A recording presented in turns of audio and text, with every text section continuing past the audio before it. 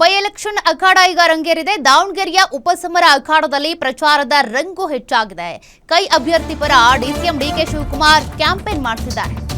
ದಾವಣಗೆರೆಯಲ್ಲಿ ಯಾವುದೇ ಅಸಮಾಧಾನ ಇಲ್ಲ ಅಂತ ಹೇಳಿದ್ದಾರೆ. ದಾವಣಗೆರೆಯಲ್ಲಿ ಯಾವಾಗಲೂ ಕೂಡ ಕಾಂಗ್ರೆಸ್ ಹಿಡಿತಾನೆ ಇದ್ದಿತ್ತು.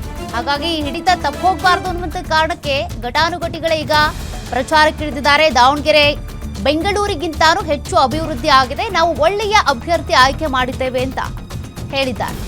ಇನ್ನು ಶಾಮನೂರು ಶಿವಶಂಕರಪ್ಪ ಅವರಿಗಿಂತ ಹೆಚ್ಚು ಅಂತರದಿಂದ ಸಮರ್ಥ್ ಗೆಲ್ತಾರೆ, ಉಪಸಮರ ಗೆಲ್ಲುವಂತ ವಿಶ್ವಾಸವನ್ನ ವ್ಯಕ್ತಪಡಿಸಿದ್ದಾರೆ ಡಿಸಿಎಂ ಡಿಕೆ ಶಿವಕುಮಾರ್ ಅವರು.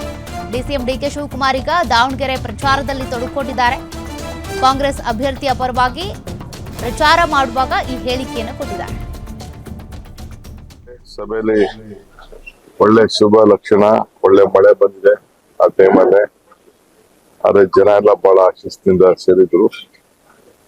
ನೀವು ನೋಡಿದ್ರೆ ರಾತ್ರಿ 12 ಗಂಟೆವರೆಗೂ ಮೀಟಿಂಗ್ ಮಾಡಿದ್ರು ಆದ್ಮೇಲೆ ನಮ್ಮವ್ರು ಏನೇನ್ ಮಾಡಿದ್ದಾರೆ. ಸೊ 100ಕ್ಕೆ 95-98% ಜನ 60,000 ಹೆಣ್ಮಕ್ಳು ಗ್ಯಾರಂಟಿ ತೆಗೆದುಕೊಳ್ತಾ ಇದ್ದಾರೆ.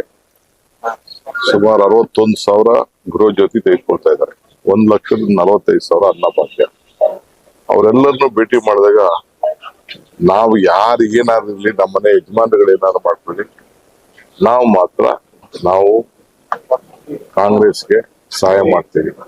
ಈ ಕಾಂಗ್ರೆಸ್ ಸಹಾಯ ಮಾಡಿದೆ.